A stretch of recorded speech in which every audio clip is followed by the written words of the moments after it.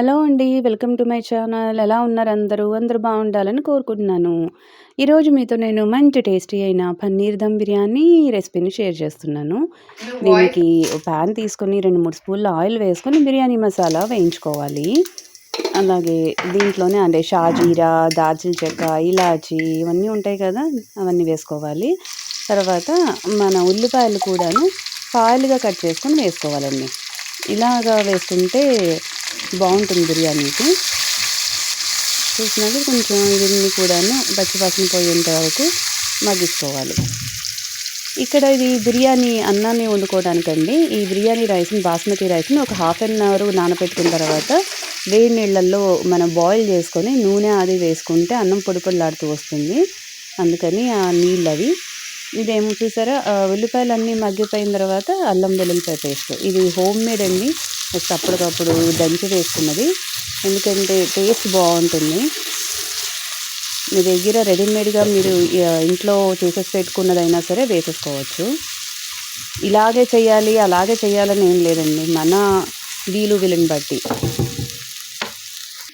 తొందరగా మంచిగా అయిపోతుంది. అలాగే ఇప్పుడు పచ్చిమిరపకాయలు కూడా యాడ్ చేసుకుందాం. ఇది బాగా కారంగా అలాగే చప్పగా అయితే ఏమీ లేవు. మంచిగా ఉంది దాని కారం అన్నీను. మీకు సరిపడా వేసుకోండి. మీ కారం తగినట్టు, మీరు తినేటట్టు. అలాగే పిల్లలుంటే పిల్లలు ఎలా తింటారో వాటిని చూసుకొని వేసుకోండి. అలాగే ఇక్కడ కట్ చేసి పెట్టుకున్న వెజిటేబుల్స్ని కూడా వేసుకుంటున్నాను. ఇది మీకు నచ్చిన వెజిటేబుల్స్ తీసుకోవచ్చండి. ఇక్కడైతే పొటాటోసు, బీన్స్, క్యారెట్స్ అవి యాడ్ చేసాం. మీకైతే మీకు నచ్చిన క్యాలీఫ్లవర్ ఉంటే క్యాలీఫ్లవర్, అలాగే పచ్చి బఠానీ ఉంటే పచ్చి బఠానీ కూడా వేసుకోవచ్చు. ఫ్రోజన్ కానీ ఫ్రెష్ కానీ. ఇప్పుడు తర్వాత ఉప్పు, పసుపు, కారం అన్నీ వేసుకోవాలి. దీన్ని కొంచెం మ్యాష్గా మనం ఉడికించుకోకండి. జస్ట్ మనం ముక్క అలా ఊరికి ఇలా కట్ చేస్తూ ఉడికినంతసేపు ఉడికించుకోవాలి. ఎక్కువసేపు మ్యాష్ అయిపోతే ఉడికించుకోండి. దీంట్లోనే పసుపు, ఉప్పు, కారం అలాగే పెరుగు 2 స్పూన్ల పెరుగు వేసాం.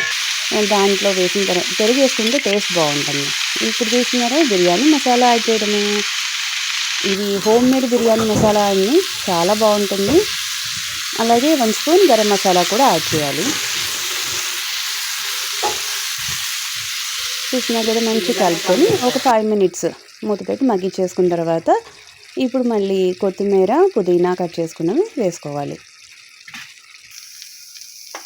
అన్నం చూసారా చక్కగా పొడి పొడిగా అయిపోయింది కదా! దాన్ని ఇప్పుడు మనం ఒక మందపాటి గిన్నె తీసుకొని మనం బిర్యానీలాగా మనం దమ్ చేసుకుందాం. ఇప్పుడు బిర్యానీకి మనం లేయర్స్గా పెట్టుకొని దమ్ చేసుకుంటాం కదా! సేమ్ అలాగే అనమాట ప్రాసెస్ అంతా. దాన్ని కూర ఫస్ట్, తర్వాత రైస్, తర్వాత మళ్ళీ కూర అవన్నీ వేసి ఒక 2, 3 లేయర్స్ వేసిన తర్వాత దమ్ ఇప్పించుకోవడమే. పన్నీర్ని 2 స్పూన్ల నెయ్యి వేసుకొని వేయిస్తున్నాం. చూస్తున్నారు కదా! పన్నీర్ చక్కగా ఇలా నెయ్యిలో వేయించుకుంటే చాలా బాగుంటుంది. చక్కగా మంచిగా మ్యాష్ అయిపోకుండా వస్తాయి. లాస్ట్లో వేసుకొని మళ్ళీ ఒక 5 నిమిషాలు మనం దమ్ చేసుకున్నాం అనుకోండి, చాలా చాలా అంటే టేస్టీగా ఉంటుంది. చూస్తున్నారు కదా! మీకు నచ్చిందా? మీకు నచ్చితే లైక్ చేయండి, షేర్ చేయండి, సబ్స్క్రైబ్ చేసుకోండి. అలాగే మంచి కామెంట్ చేయండి. చాలా టేస్టీగా ఉందండి. మీరు కూడా ఖచ్చితంగా ట్రై చేయండి. చాలా ఈజీ కదా! ఎక్కువ వెజిటేబుల్స్ ఉండవు. మీకు పన్నీర్ ఉంటే పన్నీర్ వేసుకోవచ్చు. లేదు అంటే సోయా కూడా వేసుకోవచ్చు ఆ ప్లేస్‌లో. దీనికి కూర్మా అవన్నీ ఏం చేయలేదండి. జస్ట్ రైతాతో ఎంజాయ్ చేసుకోవచ్చు. బ్యాచిలర్స్ అందరూ ఈజీగా చేసేసుకోవచ్చు కదా! కొత్తగా ఎవరైనా నా ఛానల్‌ని చూస్తున్న వాళ్ళు ఉంటే సబ్స్క్రైబ్ చేసుకోండి. Thanks for watching. ఎలా ఉందండి? నచ్చిందా? Please like, share and subscribe. Bye.